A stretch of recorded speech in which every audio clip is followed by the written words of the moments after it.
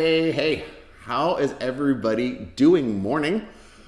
Christopher Tompkins here with the Morning Huddle coming to you live wherever you're watching me. We're on Facebook and Twitter and LinkedIn, all those good things, YouTube. So, we had a pretty productive meeting this morning, albeit short. And one of the things that came up was a few people were mentioning that they had gotten some comments on social based off of yesterday's huddle about influencer marketing on Instagram. So I was really focusing yesterday's huddle on coming up with your storyline because I really do think it's a really good time for you to just refocus how you are doing your day-to-day business, right? We have the extra time to dive into or lean into things that we normally wouldn't. And one of those things tends to be anything visual. So photographs, also video, and all of that good stuff.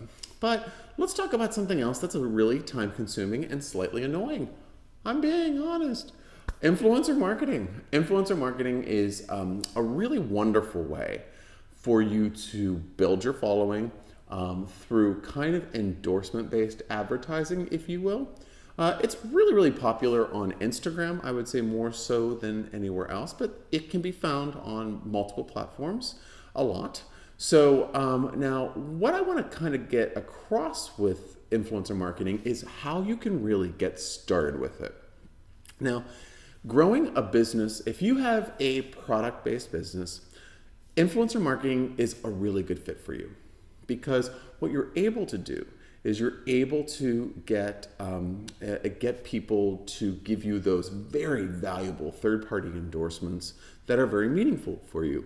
If you're a service-based company, it can be a little bit more challenging. So what I'm going to do is, it's not impossible, believe you me, it's not. But with that said, well, I mean, I could talk about both of them, but I don't want to make this long-winded. So let's just do products. So if you're a product-based company, who's your target audience? Now, if I say that my target audience is 40-year-old women that are in Florida, I would not want to maybe get an influencer that's a 40-year-old woman living in Florida. I would be wanting at the influencer being someone that influences that audience. Makes sense? It's not actually, because that's basically just like creating ads that you would send out on Instagram, like everybody does. We do it all the time. And for our clients. And that is way different because that's just basically choosing an audience and trying to hit them. But what you want to do is get one person that influences a lot of people. And there's micro influencers and there's macro influencers. Macro are your Kardashians. They're like the massive people. Micro are the ones that have a very strong engaged following, but not so much numbers, which is fine because you just have to find out what your parameters are. Now, let me talk to you about the wild, wild west of this. I remember when we were first starting to talk about social media marketing as a valuable marketing tool, and everybody was out there saying that, just get a Facebook page and you're going to be a millionaire and all this crazy stuff. Luckily, a lot of those companies are out of business, but I think they're all out of business.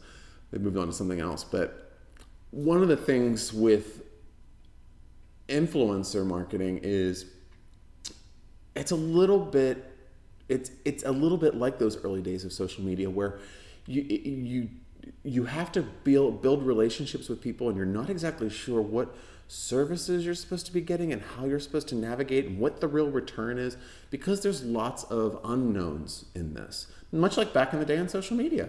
Hey, if I post 5 times on Facebook, does that mean I'm going to make 5 sales? Obviously now we've evolved to a state where we can actually justify those ROIs because there's tools in place and there's metrics thanks to the platforms actually providing marketers like me and you the opportunity to see the damn information that we want to see. But if we're looking at influencers, how do we know which ones we should be choosing? And I really do think that you can get a really clear idea by looking at members of your target audience target audience and seeing who they follow.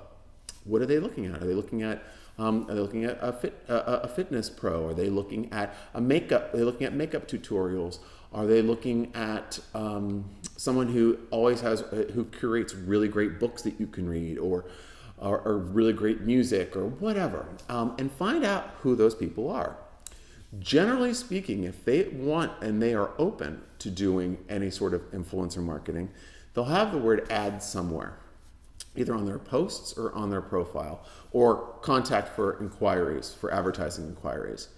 And then guess what happens? You just got to contact them. You have to either DM them or email them.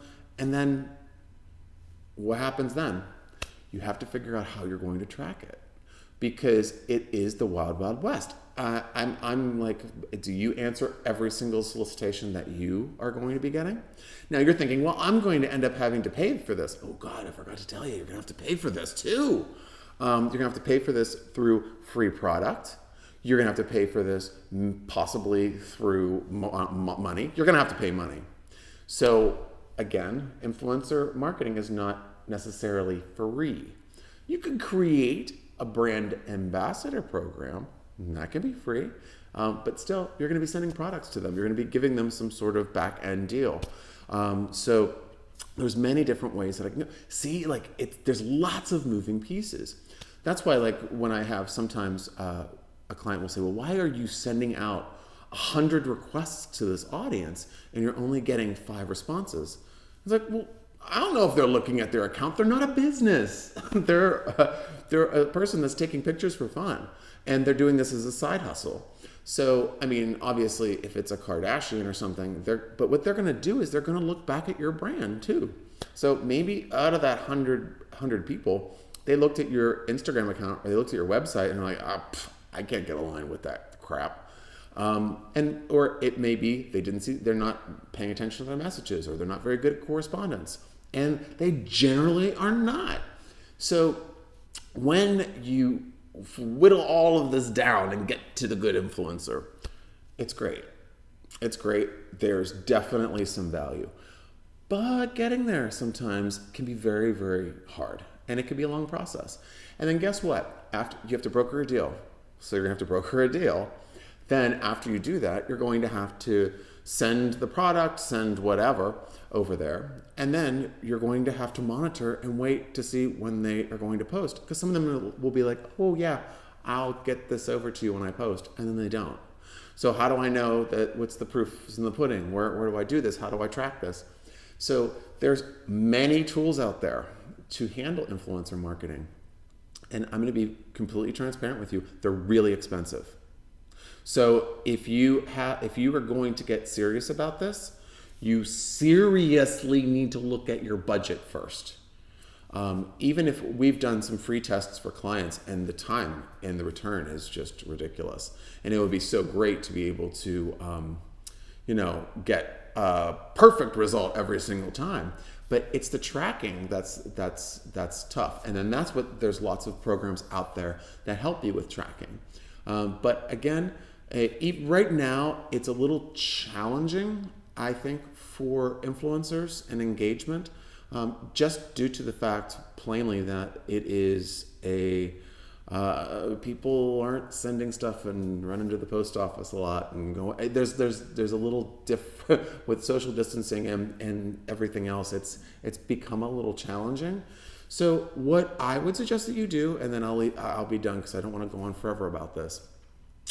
I think you need to think about what kind of budget you could put together, maybe come up with some sort of tracking idea, or maybe go out and vet one of these companies. There's tons of them out there that do influencer marketing, and they get paid handsomely for it, but you wouldn't have to worry about all of that management. If you do have that kind of budget, then why not? I think it's a good investment. I do feel that there's a lot of value in influencer marketing, but there's also a lot of work and a lot of money that's put into it. So just understand the effort and the monetary outlay. It's not a freebie. It's not, hey, I'm going to send you my swimsuit, take a picture of yourself in it, and then I'm going to be Instagram rich, rub a lamp, Linda. It's not going to happen. You have to do a lot more than that. So that is just some of my thoughts on influencer marketing. Use this time now during what I'm calling the refocusing revolution to refocus, maybe see if this is something that you can do and get your feet wet. Do some research. And then you can make hopefully a good decision. All right. Hey, that's it for today. Happy Wednesday, everybody. This is Christopher Tompkins for the Morning Huddle. Check out us online, gosalesandmarketing.com. Again, it's www.gosalesandmarketing, all spelled out, .com. And we have some free ebooks, blogs, and tons of other stuff. And check out my podcast, The Social Marketing Academy. That can be found anywhere you can find podcasts. All right, folks, talk to you on Thursday.